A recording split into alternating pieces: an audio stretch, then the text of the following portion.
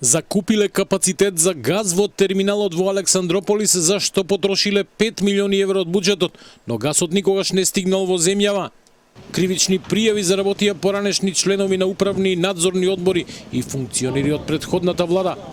Раководството на Електрани минатата недела ги поднело пријавите до Управата за финансиска полиција и до одделот за криминалистичка полиција на МВР.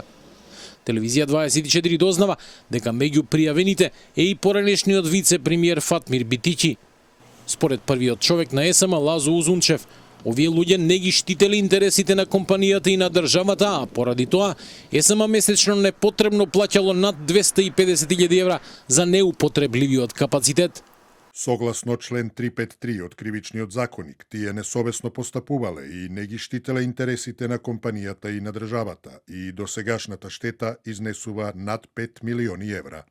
Од претходната влада реагираа дека проектот бил дел од регионално стратешко снабдување со газ со вклученост на Србија и Бугарија.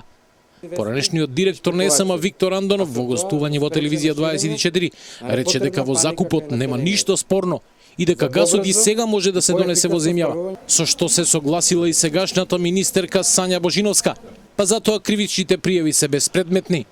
Ние имаме единствена врска со Бугарија.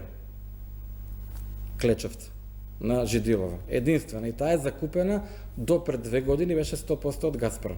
Ние друг газ не можевме да користим.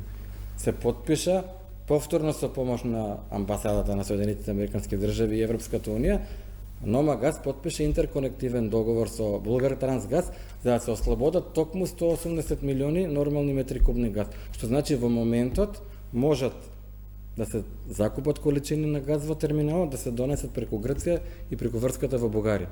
Македонија требаше да стане еден од собствениците на терминалот во Александрополис и да учествува со 10%, но договорот се раскина поради тоа што бугарскиот оператор не се согласи со условите за стекнување акционерски капитал. На потек се истражните органи и обвинителството, кои треба да одлучат дали ќе покренат обвинение.